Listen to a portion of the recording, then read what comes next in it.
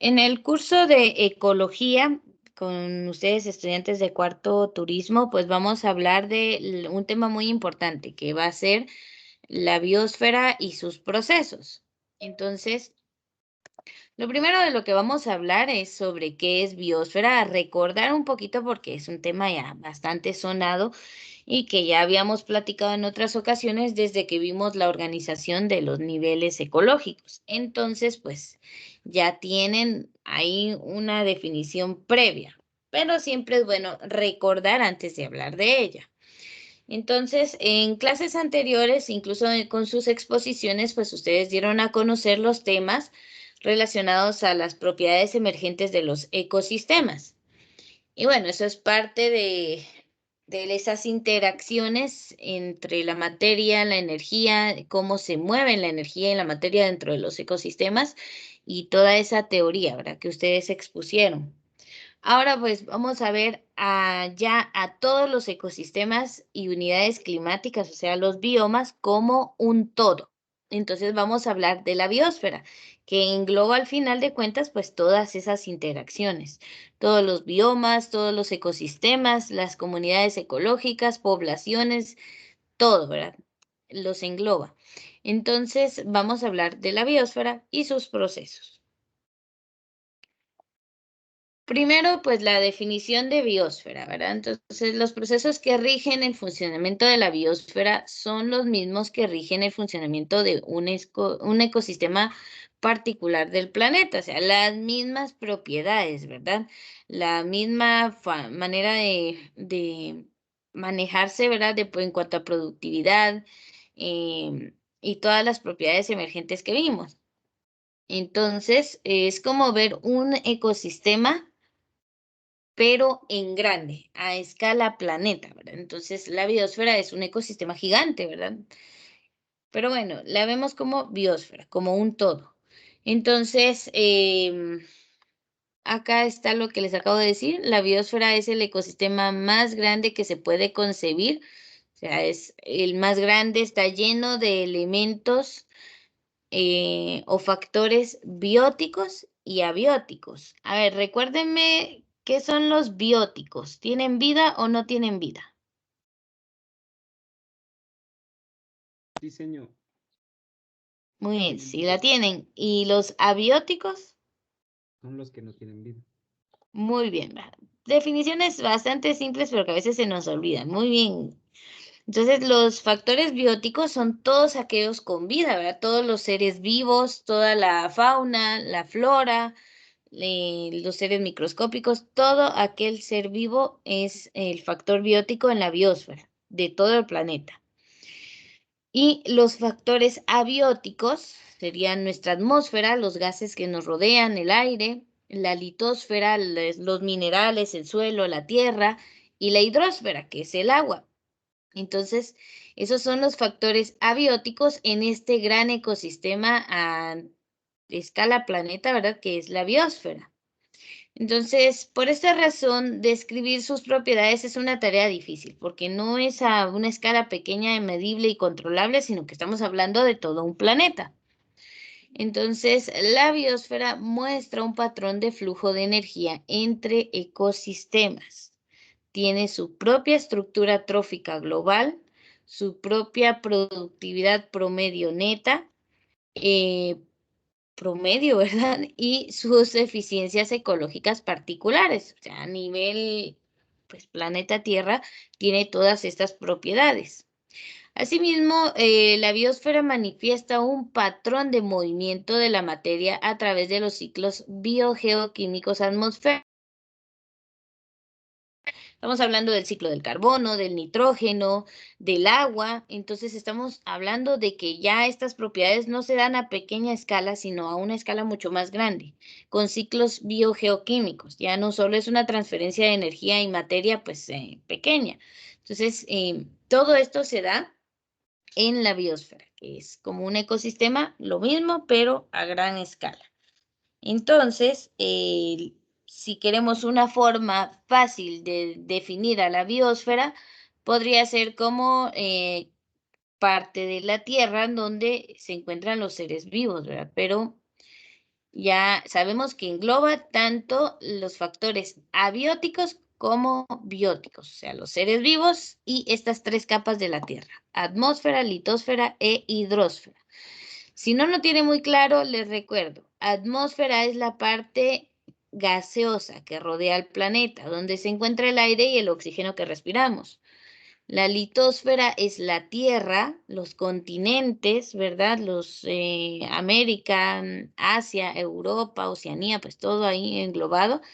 Y la hidrosfera, que es tal vez la capa más abundante de nuestro planeta Tierra. Sabemos que si dividimos en tres partes el planeta Tierra, dos partes serían de agua y solo una de tierra. Entonces la litosfera es más pequeña que la hidrosfera. Todo eso son los factores abióticos de la biosfera. Y todos los seres vivos que habitamos en todas esas capas, pues los aéreos, los terrestres, los acuáticos, todos somos partes de los factores bióticos de la biosfera. Entonces la podemos ver como un ecosistema a gran escala. Bueno, ustedes me dicen si están tomando definiciones de esto, si puedo avanzar o si les doy un minutito.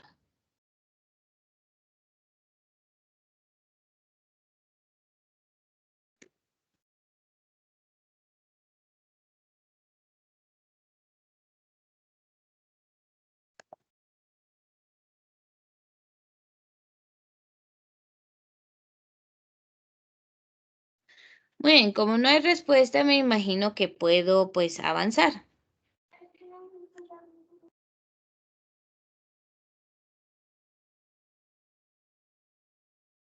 Sí, señor.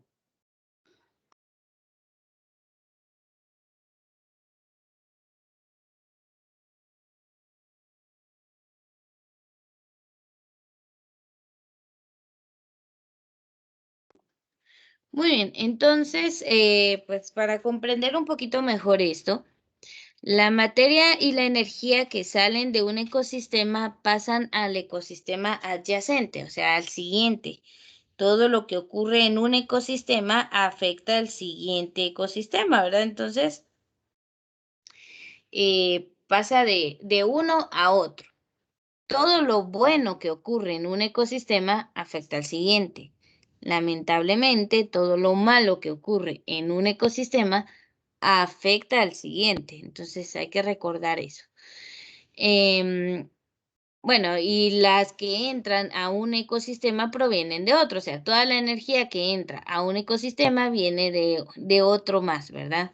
Entonces, este hecho determina que varios ecosistemas, aun cuando se encuentren distantes en tiempo y espacio, funcionen de manera integrada. O sea, eso es lo bonito de la biosfera. Todos los ecosistemas se manejan de forma integrada. Y bueno, eso nos va a llevar a lo que vamos a ver en las siguientes diapositivas. Entonces, esta integración permite que la biosfera como un todo registre procesos que ocurren a escala global, o sea, se repiten en todo el planeta. No es cuestión de un minuto, de un solo espacio, sino que se dan en todo el planeta. Por ejemplo, el ciclo del agua se da en toda la corteza terrestre, o sea, el agua diariamente aquí en China, en África, se evapora, llega al cielo, se condensa, forma las nubes y pues bueno, luego la precipitación y regresa. Entonces, ese ciclo se da en todo el planeta. Eso es un proceso a escala global. Entonces, la palabra clave aquí es la integración. Eso es lo que le permite a la biosfera, pues, que los procesos se den a nivel planeta. Entonces, recordando siempre, ¿verdad? Estos niveles de integración biológica, vamos a tener que, vamos desde el organismo, ¿verdad? Cada ser vivo pues sobrevive y se reproduce según la selección natural, ¿verdad? Los más fuertes logran reproducirse y dejar descendencia, los débiles pues no sobreviven y sus genes no pasan a otras generaciones. Eso modifica las poblaciones. Entonces, aquí va la unidad de población, ¿verdad? Por ejemplo, ahorita hablarles de esto sería de la evolución. Todos pensamos que que son procesos de millones de años o que no está ocurriendo ahorita y sí lo está. Un ejemplo sencillo sería la evolución que están demostrando los elefantes africanos ahorita, en la actualidad, en cuestión de una década. No sé si han escuchado algo sobre el cambio que están sufriendo esta especie de seres vivos actualmente. Ahora, ¿quién levantó? Andrea levantó la mano. Señor, Ujú. solo una compañera no va a poder entrar en la clase porque dice que se le fue el internet y no sabe a qué hora va a regresar el internet. ¿No es Evelyn Pichón? No, señor. Ah, es otra, me permita. Entonces la vamos a anotar también. Em, ¿Cómo se llama? Ahora Verónica, miren. Ah, vale. Ahí vamos a dejar a las dos. Muy bien, gracias por avisar. Puedes bajar la manita. Muy bien, señor. Muy bien, lo que yo les preguntaba era si habían escuchado algo de que los elefantes están cambiando ahorita en esta última década, pero creo que ninguno había escuchado al respecto. Bueno, son noticias de África, ¿verdad? Algunos apenas estamos enterándonos de que hay nuevas cepas de COVID y que están afectando al país y todo eso. Apenas si nos enteramos de eso como para enterarnos de noticias de África, ¿verdad? Pero bueno, hay que leer de todo y hay que tratar de estar al día, ¿verdad? Pero les comento lo de los elefantes en África porque debido a la caza furtiva, porque ellos los cazan por sus colmillos de marfil, eh, ahora la cantidad de elefantes que están naciendo ya sin los colmillos es impresionante. O sea, la especie está cambiando frente a nuestros ojos en cuestiones de décadas, no millones de años, décadas. Actualmente la especie de elefantes africanos, como los que no tienen colmillos no los cazan, pues esos son los que se están reproduciendo y están dejando sus genes a la siguiente generación. Entonces, cada vez como, y no es algo genético, sino es simplemente por sobrevivencia, por selección natural. Los pobres elefantes que tienen sus enormes colmillos de marfil los cazan, entonces no dejan crías y sus genes no pasan a la siguiente generación. En cambio, los que no tienen colmillos, pues no los asesinan tan fácilmente como a los otros y pues por eso están naciendo más elefantes sin colmillos. Es un mecanismo que está tomando esa especie de supervivencia para no extinguirse. Entonces, la evolución se da y cambia la población completa. ¿Por qué? Porque los seres que cambian tienen más posibilidades de sobrevivir. Eso está pasando hoy en día y, como les digo, en cuestión de 10 años. Entonces, las poblaciones pues interactúan con otras poblaciones y forman las comunidades ecológicas o la biocenosis. Cada comunidad ecológica actúa o se relaciona con su entorno, ahí hay flujos de energía y ciclo de nutrientes con los productores primarios, secundarios, ¿verdad? Y forman los ecosistemas. Todos estos ecosistemas están integrados en la biosfera y ahí entran los procesos globales, ¿verdad? Entonces, el ciclo del agua, el ciclo del nitrógeno, del carbono, son procesos que se dan a nivel mundial, no solo en un lugar específico. Entonces, ahí es un proceso de integración, desde cada individuo hasta pues todo el planeta Tierra. Y eso es la biosfera, un todo. Entonces, el flujo de energía, para recordarlo a pequeña escala, en lo que son los ecosistemas, tenemos pues ahí eh, los descomponedores, que son la base, que se alimentan pues de plantas, de animales, no importa si son carnívoros o herbívoros, pues al final su trabajo es descomponerlos a todos. Luego tenemos a las plantas, que son la base de son productores primarios, ¿verdad? Son productores de su propio alimento a través de la energía solar y sirven de alimento para los herbívoros. Los herbívoros sirven de alimento para carnívoros tanto primarios como secundarios. Entonces, de esta manera se mueve la energía en todo el ecosistema, ¿verdad? Esa es la relación de depredación entre carnívoros y herbívoros. Bueno, un minutito para que puedan ver el esquema en lo que dejan de hacer bulla aquí enfrente de mi casa.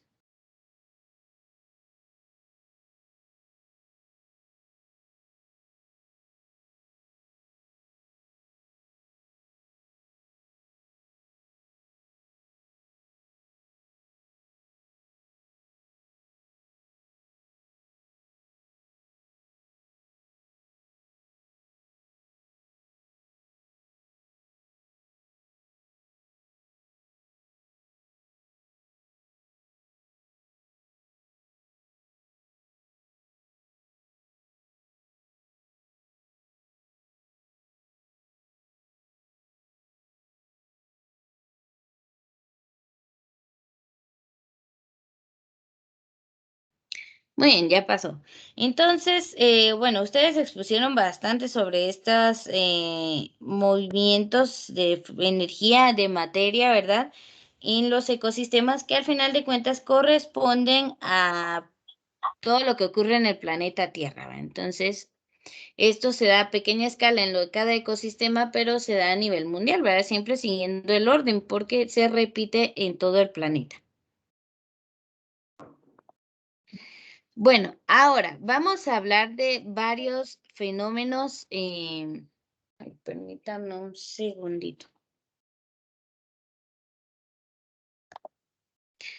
Fenómenos biosféricos. Si voy muy rápido o alguien estaba copiando algo de una diapositiva anterior, dígame, así yo puedo regresar, no hay ningún problema.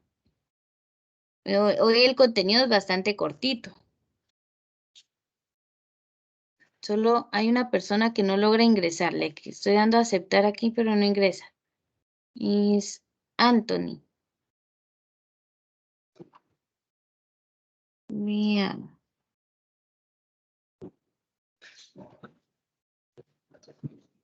Ahí está, ya logró ingresar. Entonces, vean, como la biosfera está integrada y todo lo que pasa en un ecosistema puede afectar a otro, entonces vamos a hablar de algunos fenómenos biosféricos, algunos ejemplos de cómo la actividad humana en una parte del planeta puede afectar a otra totalmente diferente en otra parte del planeta, porque aunque no lo crean, sí está conectado.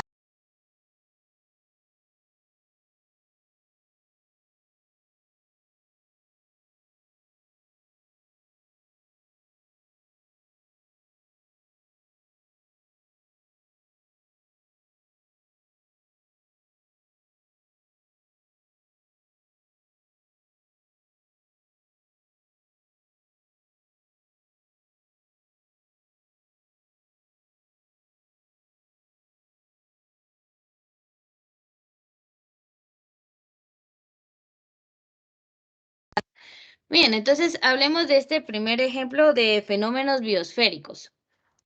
El número 1 se refiere a la cadena de eventos que determinan que el insecticida liberado en Europa Central para controlar mosquitos terminó acumulándose en el tejido graso de pingüinos de la Antártida a 15.000 kilómetros de distancia. Solo póngase a pensar en esto. Estamos en Europa liberando pesticidas pues para eliminar mosquitos pues a una gran escala. Tampoco fue una cosa muy pequeña como echar uno un poquito de Baygon o Raymax en su casa para eliminar zancudos. No, esto fue un poco más grande. La cuestión es que en pro de eliminar a los insectos se liberaron grandes cantidades de insecticida. Recordemos que los insecticidas y todo lo que usamos en aerosol, pues todo esto no se elimina completamente, circula por la atmósfera. Entonces hay todo un ciclo geológico y movimiento de aire por el planeta. La cuestión es que estos insecticidas, esa sustancia, llegó hasta la Antártida, o sea, 15.000 kilómetros de distancia. Y al realizar pruebas en animales enfermos, principalmente en los pingüinos, se dieron cuenta de que ese insecticida se acumuló en el tejido graso de los pingüinos, causándoles pues malestares y enfermedad. Entonces imagínense 15.000 kilómetros de distancia. Entonces nuestra biosfera está conectada, es un todo y lo que pasa en un ecosistema afecta al siguiente. Y así en cadena, al siguiente, al siguiente, al siguiente, incluso causando pues consecuencias a 15.000 kilómetros de distancia, ¿verdad? No es de ir de aquí a Petén, es de ir de aquí a otro continente. Entonces, está bastante de distancia y consecuencias que uno no imaginaría, pero al investigar se puede rastrear el origen de la enfermedad de algún animal, de una especie en sí, hasta otro continente. Entonces, lo que hace, y bueno, aquí les voy a preguntar, ¿cuál creen que fue la causa de este problema con los pingüinos? ¿Los mosquitos, el insecticida o fue por la actividad humana?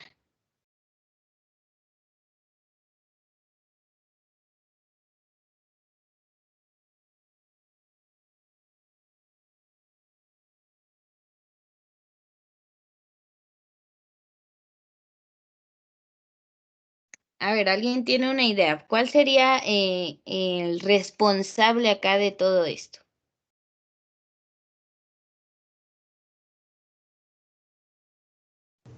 Sí, yo pienso que los humanos. Al final de cuentas, vean. Es cierto, miren, los mosquitos son un problema. eh, Transmiten enfermedades, ¿va? Por ejemplo, aquí en Guatemala la más común es el dengue, ¿va? Gracias a Dios la malaria ya se está extinguiendo, pero aún podría dar, ¿va? La fiebre amarilla y todas esas enfermedades que se pasan por los mosquitos. Pero el uso indiscriminado de sustancias tóxicas sin medir consecuencias que pueden tener en otras partes del planeta es una actividad humana. Entonces, sí es de medirlo, ¿verdad? Al final el planeta, lo que pasa en China no es solo afecta en China, sino que afecta al resto del mundo. Si no, pregúntenle al caso del COVID, ¿verdad? Es una enfermedad que tuvo un origen en Asia, pero que afectó a todo el mundo, porque al final de cuentas somos una unidad ecológica, biológica completa. Entonces, algo se origina en una parte del planeta, puede afectarlo todo. Entonces, el COVID es el mejor ejemplo, ¿verdad? Que no es algo que haya surgido aquí en Guatemala o en Estados Unidos, surgió del otro lado del mundo, pero tardó unos meses en llegar, pero llegó. Imagínense, eso se originó por ahí el 19 de diciembre, o bueno, en diciembre, y en marzo ya lo teníamos en nuestro planeta, o sea, en nuestro planeta, perdón, en nuestro país, ya estaba aquí en Guatemala. O sea, estamos hablando de ¿cuántos meses? Apenas 4. Entonces, todo lo que pasa en una parte del mundo sí afecta a otro. Y lamentablemente mucho de lo que pasa actualmente en el planeta es a consecuencia de actividades humanas. Entonces, este es un ejemplo, ¿verdad? Cómo el insecticida en Europa afecta a pingüinos en la Antártida. A ver, ¿alguien sabe dónde queda la Antártida?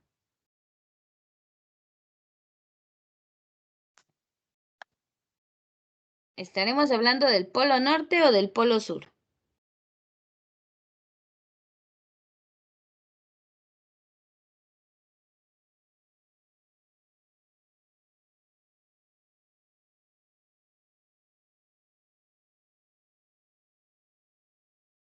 A ver, futuros guías turísticos y todo eso, investígueme rapidito y me dice si la Antártida es el Polo Norte o el Polo Sur.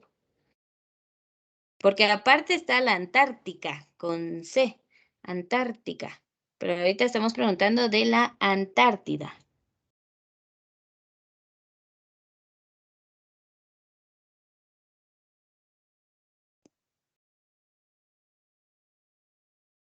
¿Alguien lo encontró? No, señor. No, Por el Polo Sur. Señor, en el Polo Norte. es En el el Polo Polo Sur. Ah, con C, con que Polo Sur, señor. con la C sí es el Polo Sur, Antártica. Pero estamos hablando de la Antártida.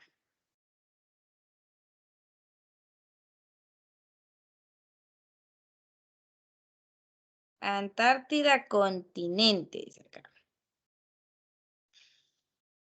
Ah, veamos, sí está en el hemisferio sur polar. Veamos, acá sí me salió. Ahora veamos la Antártica. Y me aparece lo mismo ustedes. Porque arriba, ¿cuál es la diferencia entre Antártica y Antártida? Polo sur. Son válidas ambas denominaciones. Espérame, vamos a buscar entonces para quitarnos la duda de una vez.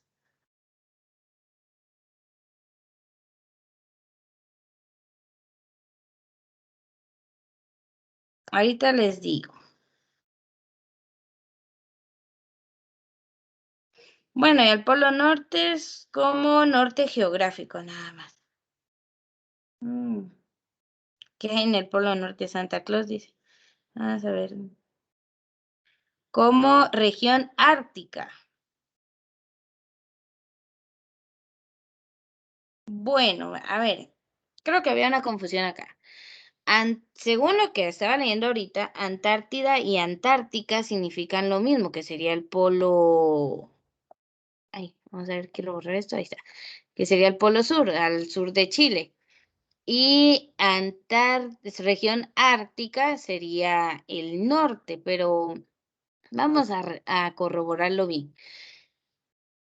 A ver, también lo que había estado leyendo sobre noticias acá de los pingüinos es que a veces pues aparecen perdidos por el derretimiento de los polos y todo esto en glaciares y aparecen en otras regiones del mundo. Entonces, triste el caso de los pingüinos y la contaminación.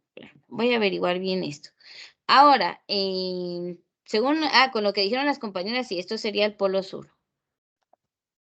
Ahora, otro caso de fenómenos, ay, se me fue la palabra, biosféricos, o sea, a escala global, sería uno que no lo pensamos tanto, pero está ocurriendo. Entonces, por ejemplo, la liberación del metano por las flatulencias del ganado, por ejemplo, criado en el sureste de México, que incrementa la temperatura del planeta y contribuye al derretimiento de los hielos en Groenlandia y Siberia. Estamos hablando, Groenlandia es totalmente al norte, arriba de Canadá, y Siberia, pues estamos hablando por ahí cerca de Rusia. Pero imagínense, derretimiento de los polos causados por el metano que producen las vacas en el sureste de México. Ahora bien, no le vamos a echar la culpa de esto solo a las vacas de mexicanas, ¿verdad? Sino que esto es a nivel mundial. El ganado, los rumiantes, como las vacas, producen una enorme cantidad de metano, pues es parte de cómo ellas pues, liberan flatulencias y todo esto, ¿verdad? Entonces, ahora, este gas no es el responsable del derretimiento. El derretimiento de los polos es a consecuencia del efecto invernadero. Entonces, pero allí es donde entra el metano. El metano liberado por las vacas se va a la atmósfera, se condensa, bloquea el regreso de los rayos de luz solar al espacio y genera que se aumente el efecto invernadero.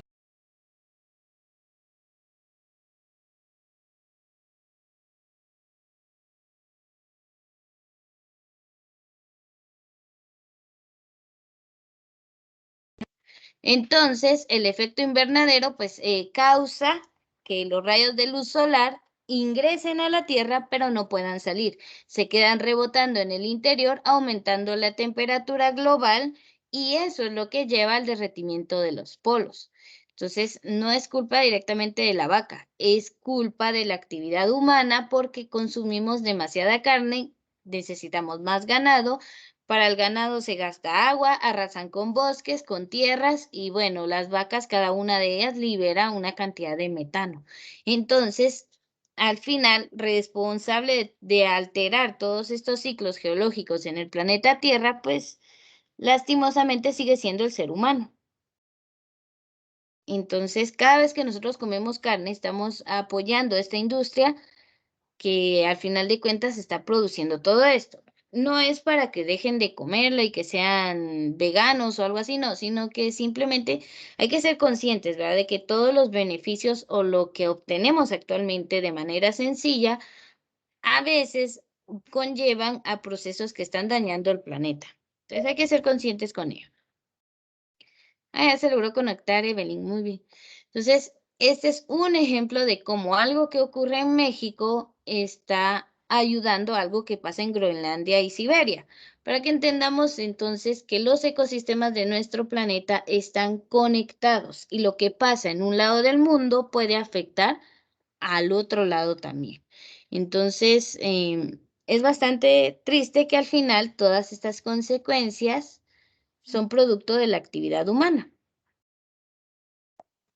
Entonces lo vamos a ver acá. Vale la pena reflexionar en que las sustancias tóxicas y de desecho producidas por las actividades humanas, y aquí está el factor clave, ¿verdad? La actividad humana, se mueven mediante los ciclos biogeoquímicos. O sea, todo lo que hacemos se lo lleva ese flujo de energía y materia que hay en toda la biosfera a otros lugares. Entonces, por ciclos biogeoquímicos, como sedimentarios como atmosféricos, o sea, en los suelos y a través del aire. Se lleva a otras partes del planeta.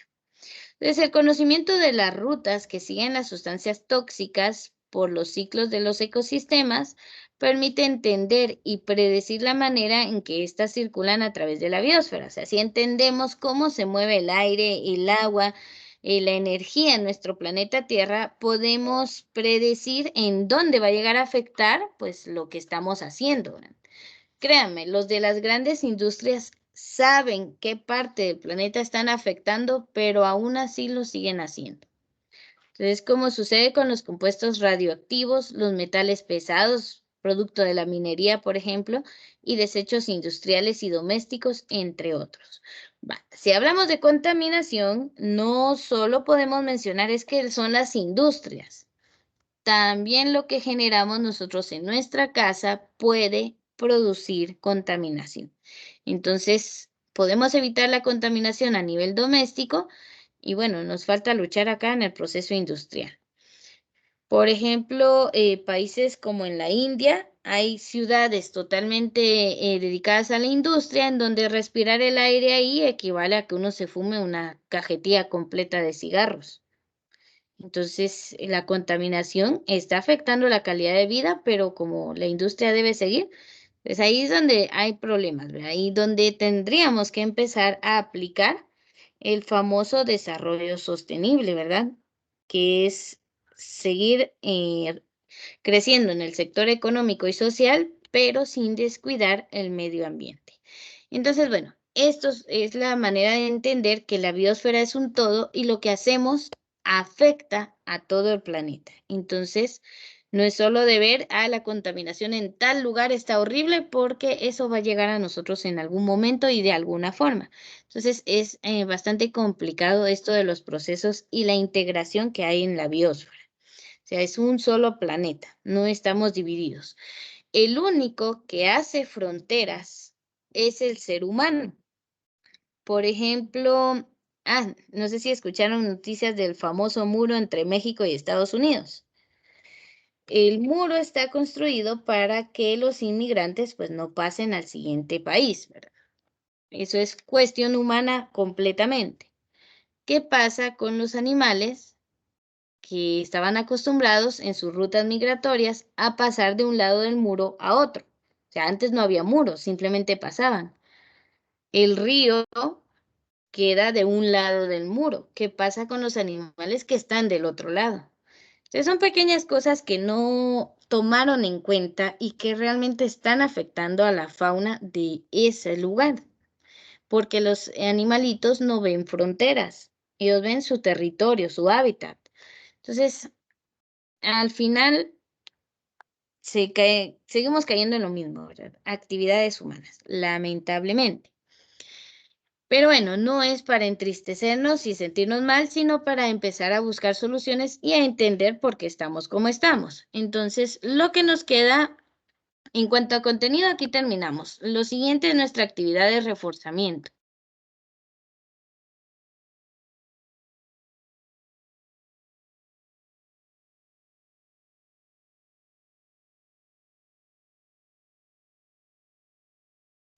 Bueno, veamos aquí entonces. Voy a detener la grabación porque hasta aquí llega el contenido y ya solo nos quedamos haciendo esta actividad de reforzamiento.